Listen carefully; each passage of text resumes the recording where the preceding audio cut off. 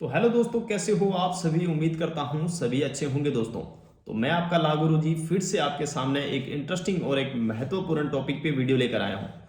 तो दोस्तों, आज की वीडियो में हम जानेंगे कि कैसे आप कोर्ट में आर्ग्यूमेंट कैसे करें, यानी बहस कैसे करें, चाहे वो बेल एप्लीकेशन हो या फिर किसी भी प्रकार की एप्लीकेशंस। तो दोस्तों, बेल मैटर में बहस बहुत मैटर करती है कि आप कैसे आर्ग्यूमेंट करते हैं और कैसे है जो मुलजिम की बेल होती है, चाहे वो जूनियर एडवोकेट्स हो या फिर कोई भी सीनियर या फिर कोई भी लॉ के स्टूडेंट हो, उनके लिए यह वीडियो बेहद ही खास होने वाली है। तो दोस्तों, चलिए शुरू करते हैं। यदि आप हमारे चैनल पर पहली बार आए हैं तो वीडियो को लाइक जरूर कर दें दोस्तों, और अपने दोस्तों में भी शेयर कर दें ताकि उनको आने वाली वीडियो की जानकारी मिल सके। तो दोस्तों, फर्स्ट ऑफ ऑल तो हम सिविल, फौजदारी और रेवेन्यू सभी जितने भी टॉपिक्स यानी जितने भी कोर्ट के जर्नल जो रूटीन के वर्क होते हैं उनके ऊपर भी हम कंटिन्यू वीडियो लाते रहेंगे। और आम जन के लिए उनके लिए भी हम कुछ रिलीफ यानी लॉ में कैसे रिलीफ लिया जाता है, कानून में कैसे जो राहत के प्रावधान है, चाहे वो हस्बैंड वाइफ हो या फिर कोई भी पीड़ित या फिर किसी भी प्रकार से सिविल, जो वो उनको कैसे अपने कोर्ट में रिलीफ उनके एवज में लिए जा सकते हैं। सारी बातें हम है जो इस चैनल पर करते रहेंगे फ्यूचर में भी। और आज की वीडियो में तो हमारा यह टॉपिक रहने वाला है कि हम बेल मैटर यानी जो जमानत प्रार्थना पत्र है उस पर है जो कैसे आर्ग्यूमेंट करें कोर्ट में। और जो जूनियर है उनके लिए तो आज कुछ बेहद ही सीखने वाला यह वीडियो होने वाला है।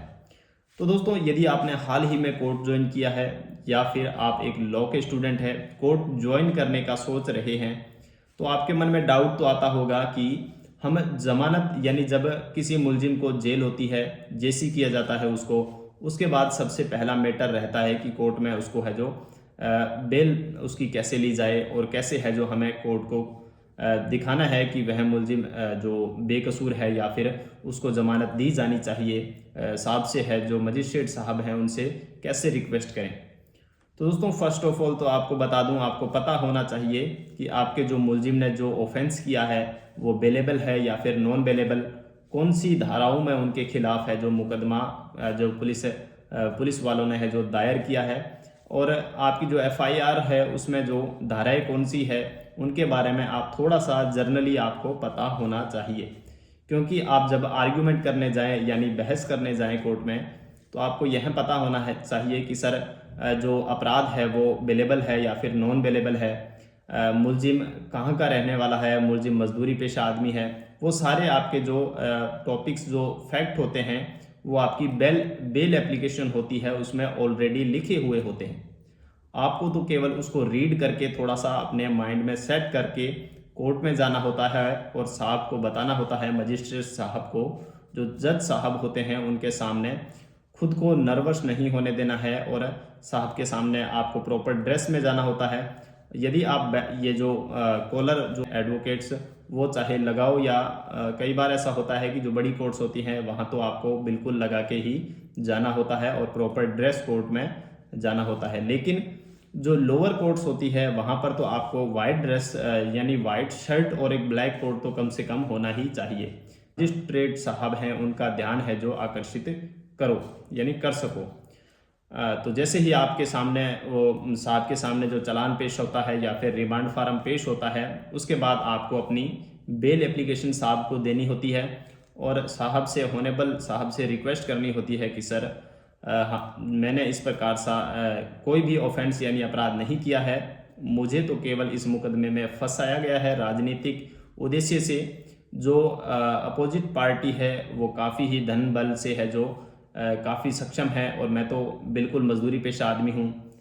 बट आप हो या ना हो यह चीज़ें मैटर नहीं करती वहाँ, किंतु आपको साहब को यह जो फॉर्मली जर्नली जो रूटीन में यूज़ होने वाले वर्ड हैं वो आपको पता होने चाहिए कि साहब अपराध तो है वो जमानतीय है, मुझे जमानत दें जनाब से निवेदन है, और मैं यहीं का रहने वाला हूँ यानी लोकल का ही रहने वाला हूँ। जैसे ही कोर्ट मुझे आदेश करेगी मैं प्रत्येक तारीख पे है जो हाजिर हो जाऊंगा, और जो जामीन है उनको प्रस्तुत करने में भी यदि आप आदेश करो तो मैं जामीन भी प्रस्तुत कर दूंगा, यानी जमानत पे मुझे है जो छोड़ा जाए। तो साहब आपकी फ़ाइल देख के उसमें ऑर्डर कर देते हैं उसी टाइम, और ऑर्डर में आपको कहते हैं कि इतने अमाउंट के जमानतिये लेकर आओ, बेल बॉन्ड लाओ, उसके बाद है जो आप फ्री हो। तो गाइज इस प्रकार से कुछ है जो आप बेल एप्लीकेशन पे है जो आर्ग्यूमेंट कर सकते हैं।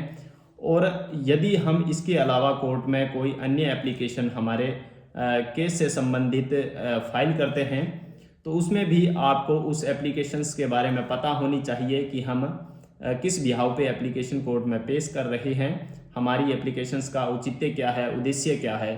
साहब को यानी मजिस्ट्रेट साहब, चाहे वो सिविल मैटर हो या फिर फौजदारी, उसके बारे में हमें जनरल बातें तो पता होनी ही चाहिए, तभी जाके है जो कोर्ट में खुद को अपीयर करना चाहिए। तो दोस्तों आज की वीडियो में बस इतना ही, मिलते हैं अगली वीडियो में। यदि आप हमारे चैनल पर पहली बार आए हैं तो वीडियो को लाइक कर दें, चैनल को सब्सक्राइब कर दें। आज की वीडियो में बस इतना ही, धन्यवाद दोस्तों।